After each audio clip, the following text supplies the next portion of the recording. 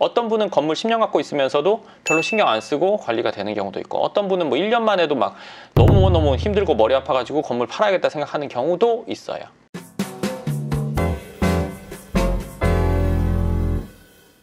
네, 반갑습니다. 황 소장입니다. 오늘은 그 임대관리에 대해서 좀 얘기해 드릴 텐데, 이게 참 사실은 뭐라고 딱 잘라서 말하기가 어려워요. 천차만별이거든요.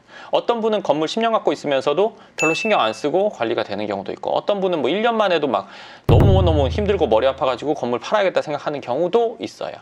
그거나 똑같아요. 차를 샀는데 뽑기 잘하면 아무 문제 없이 10년 타기도 하지만 엔진오일만 갈고, 잘못 사면은 이거 계속 왔다 갔다 센터가 다니느라고 힘든 경우도 있어요. 뽑기를 잘해야 되냐, 건물은 이제 몇십억인데, 이거 뽑기라는 게 상당히 부담, 그쵸? 그렇게 생각하면 우리가 뽑기 자체를 포기할 수도 있어요. 하고 고생한다고 치면 그 임대관리의 불안함을 갖고 있는 경우들이 있더라고요. 오늘도 이제 상담 오셨던 분이 연세가 좀 있으신데, 지금까지는 아파트 이런 것만 하다가 요즘에는 건물에 관심이 생겨서 건물을 해보고 싶은데 과연 내가 임대관리를 잘 할 수 있을까?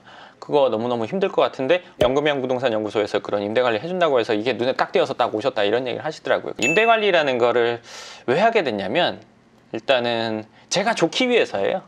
딴 거보다. 삼성에서 AS센터 왜 만들었겠어요? 고객들 편하기만 하라고? 그렇진 않아요, 사실은. 내가 좋기 위해서인데, 그 내가 좋은 방법으로 상대방도 좋은 걸 선택한 거죠. 이걸 쓰면서 불편하면 언제든지 내가 해결해 준다, 책임져 준다. 그러면 이 사람이 좋은 게 우선이에요. 어떻게 보면 떳떳하죠. 그리고 사람들이 이거 만약에 고장나면요, 이런 거에 대해서 생각할 필요가 없죠. 내가 그걸 해준다면. 수익형 부동산 처음 하려고 하는 분들, 내지는 해서 고생했던 분들도 많단 말이에요. 힘들고 불편한 일 다 겪고 나서 저한테 이제 결국엔 연락이 와요. 임대관리 때문에 뭐 세입자 때문에 어쩌고 저쩌고, 관리회사랑 어쩌고 저쩌고. 그럼 제가 이제 듣고 저도 이제 불편할 거 아니에요. 그런 얘기 좋아하는 사람이 어디 있어요? 아무도 없단 말이에요. 제가 웃으면서 봤지만 저도 속은 시끄러워요. 그럴 거 아니에요. 중재를 해주고 이런 일을 했었어요, 초기에는. 근데 이렇게 하다 보니까 어떤 일이 벌어지냐면, 일단 불편했고, 저도 불편하고, 여기다 또 불편하고, 그 불편한 거 다시 듣고 얘기하고 조율하고, 너무너무 힘든 거죠. 그래서 그럴 거면 내가 차라리 임대관리를 하고 내가 혼자 불편하면 되겠다. 저만 불편하면 여기서 뭐라고 하면 해결해 주면 되잖아요. 네네. 이 사람도 편하고 저도 편하고, 여기서는 알 필요가 없죠. 알고 싶으면 그때 알려드려요. 그렇지만 지금은 그럴 거면 내가 알아서 다 해결을 하자. 내가 시끄럽든 짜증났고 열받든, 그래서 차라리 내가 전적으로 하고 편안하게 해주면 좋겠다 라고 제가 생각해서 하게 된 거예요. 근데 이게 참 재밌는 게, 뭐 최근에 있었던 일 얘기를 해드리면, 이제 세입자가 있는 거기에 이제 화단은 법적으로 설치를 해야 돼요. 그래서 설치를 했는데 거기서 이제 벌레가 많이 생겨가지고, 뭐 나무가 있으면 벌레가 있는 게 어떻게 보면 마련이잖아요. 근데 거기에 이제 벌레 때문에 컴플레인이 있어서 나무를 이제 잘랐단 말이에요. 그 이제 저희 카페에 올렸죠. 이렇게 세입자 불편 사항 때문에 이제 나무를 이제 잘랐다. 근데 그걸 보고 이제 그 화단을 당연히 의무로 해야 되는데, 그거를 했으니까 누군가가 신고를 한 거예요, 구청에. 그래서 벌금이 나왔어요. 100 몇십만 원? 60, 160, 90? 네. 그 신고하신 분은 이 영상 보면서 되게 기분 좋겠죠?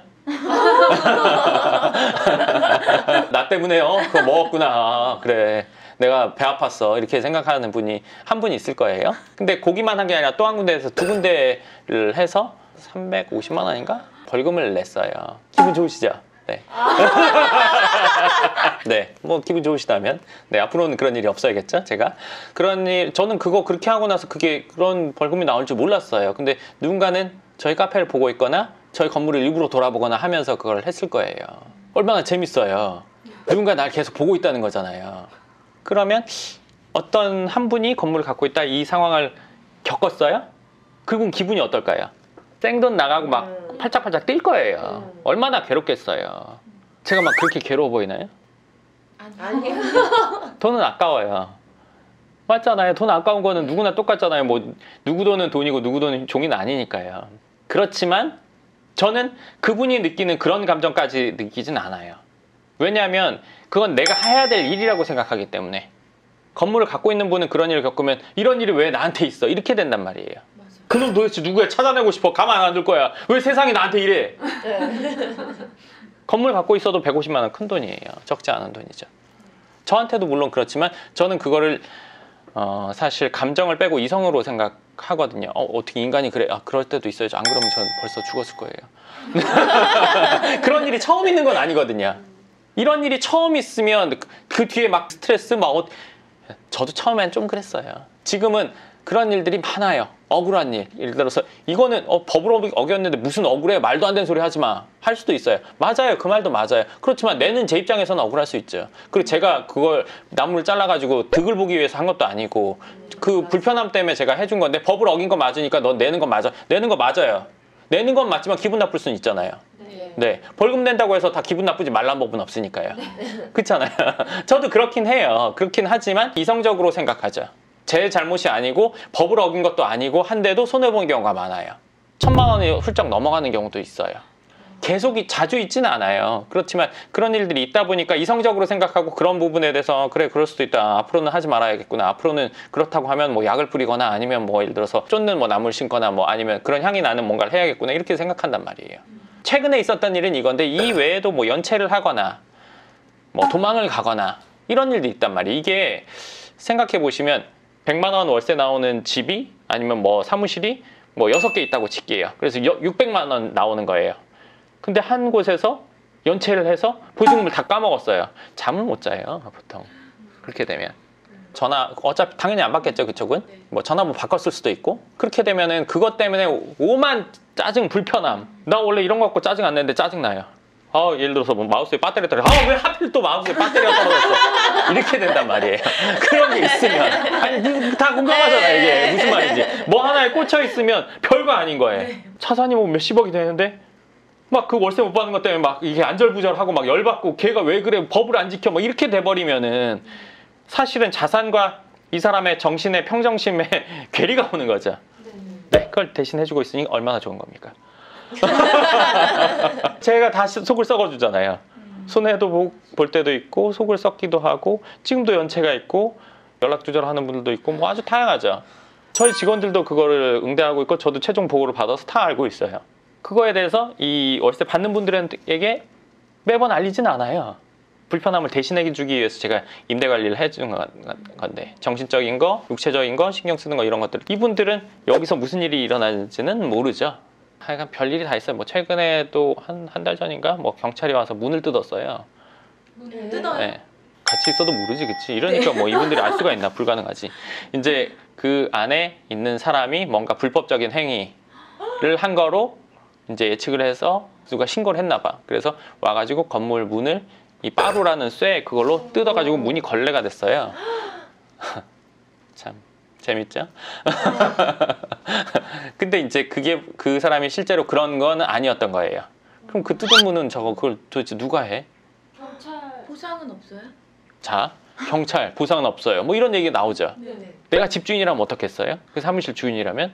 이거 도대체 어떻게 해야 돼부터 나한테 스트레스 오는 거예요. 돈 주고 가요 할 수도 없잖아요. 그렇잖아요. 법원 가가지고 돈 줘. 열쇠 아저씨 불러가지고 이거 해가지고 그것만 뜯어도 되는데 문 틀이 그렇게 작살날 정도. 이 사람 경찰 입장에서 빨리 뜯고 들어가야 되니까. 누구한테 얘기해야 돼? 어디다 수리를 맡겨야 돼? 이거 견적이 왜 이렇게 많아? 이거 수리하려고 하는데 세입자 날짜가 언제 된다는 거야? 왜 날짜가 안 맞아? 제가 왜 이렇게 알겠어요? 해봤으니까 아는 거예요. 그거를 다 그래 그래 웃어야지. 괴롭고 막 힘들고 그런다고 해서 달라지는 거 없거든요. 그런다고 해서 견적이 낮아지는 것도 아니에요. 사실 시설적인 부분보다 이거는 예를 들어서 뭐 문제가 생기거나 노후되거나 그럼 돈 주고 바꾸면 끝나는 건데 사람과의 관계, 이 세입자 임대 관리 이거는 처음에 한번 틀어지기 시작하면 잡질 못해요. 빈정상하잖아요. 돈 안 받아. 됐어. 돈이 문제가 아니야. 분풀이해야 되거든요. 가불이 계약서는 써있지만 빈정상하면 서로 애먹이려고 들면요 서로 피곤하고 힘들고 해결이 안 돼요. 소송까지 가잖아요. 예를 들면 뭐 명도 소송까지 가잖아요. 서로 힘들어요. 계속 신경 써야 되기 때문에. 그러니까 처음 시작을 잘해야 돼요. 그런 경험 다 있잖아요. 애들한테도 있을 거예요. 그냥 넘어갈 수도 있는 문제인데 이거는 자존심 문제야. 상담 요청하신 회원님 중에 한 분이 월세 받는 아파트를 소형을 갖고 계시는데요. 그분이 딱 그런 상황이신 거예요. 세입자하고 감정적으로 이제 틀어져서 조금만 일이 생기면 세입자가 새벽이고 밤이고 막 낮이고 계속 전화를 한대요. 이거 해달라 저거 해달라. 근데 그분이 살고 있는 지역이 아니고 조금 타 지역이라서 이게 왔다 갔다가 힘든데 너무 수시로 전화가 안 받으면 문자 보내고 그게 너무 괴로워서 집을 팔까라고 했는데 요즘엔 사실 파는 것도 쉽지가 않아서 그게 고민인 분도 계셨거든요.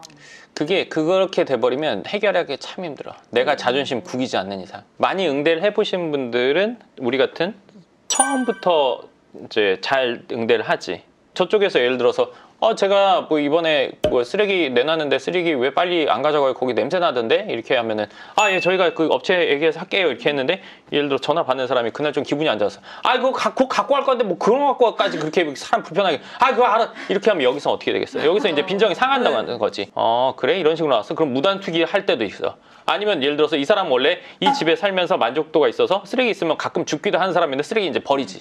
그리고 나갈 때도 곱게 안 나가지. 청소해놓고 깨끗하게 나가는 게 아니라 뭐 좀 씻거나 뭐 좀 이렇게 된단 말이야. 처음부터 잘해줘야 돼. 서로 그거는 서로. 누구 한 명만이 아니지. 그런 부분이 사실은 사람 응대를 많이 안 해본 분들 같은 경우는 걱정이 많이 되지. 그리고 한 번 그런 일을 겪으면 이거는 도저히 내가 할 일이 아니다.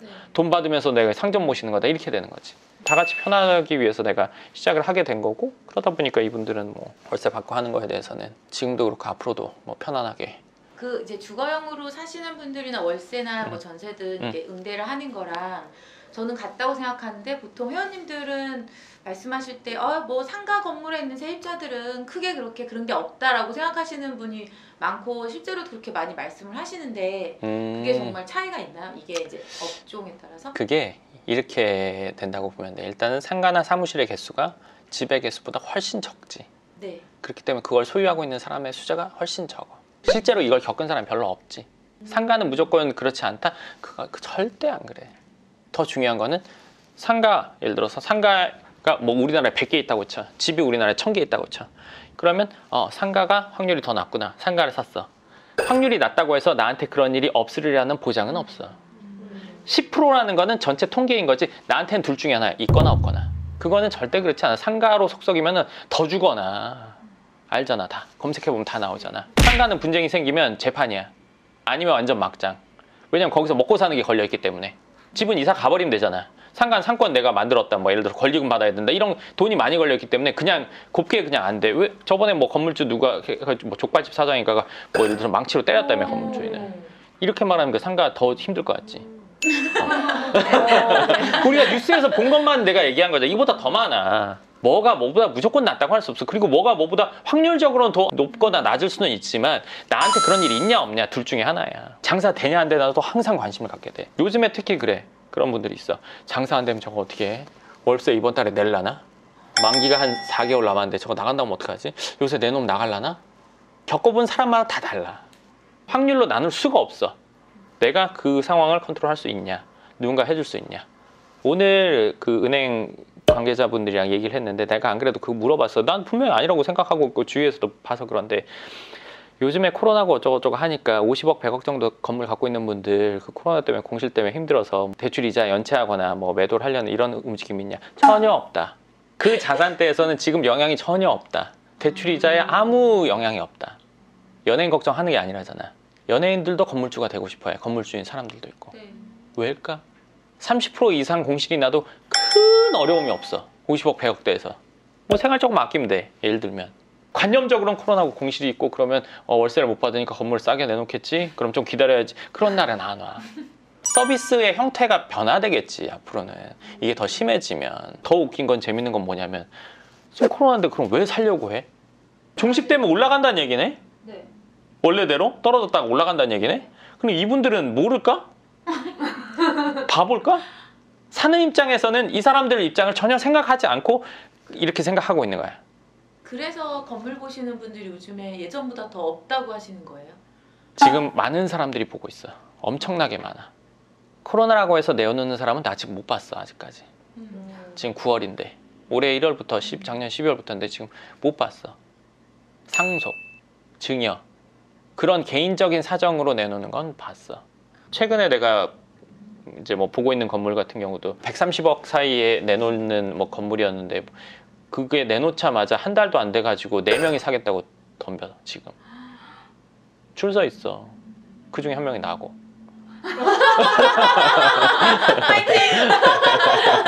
그냥 관념적인 것과 현실은 다르다는 거지. 실제 시장에서 일어나는 것과. 경매로 나오면 쌀 것 같은 거 아까 그 은행 그분이랑도 얘기했는데 나도 혹시나 해서 물어봤어. 경매 나가기 직전인 거 이런 거 있으면 미리 알려주면 내가 사고 싶다 이런 얘기를 했단 말이지. 네. 뭐라고 할까? 없어요. 관계가 있는데 바로 없어요 하면 좀 정없잖아. 그러니까 이제 경매에 나오더라도 예를 들어서 뭐 50억에 낙찰됐으면 주위에서 뭐 1억 더 준다고 해서 중간에 경매가 취하돼 버려. A급은. 그리고 경매 안 나와. 뭐 지금 시대가 이러니까 뭐 그런 게 있을까 하는 그게 그런 거에 영향이 없는 사람들이 건물을 갖고 있는 거야 사실은. 네, 좋습니다. 이번 영상 여기까지 하고요. 궁금하신 부분 댓글 쓰시면 제가 그 댓글에 대한 답변과 추가적인 내용들을 이 영상의 2편에서 또 안내해 드리겠습니다. 감사합니다.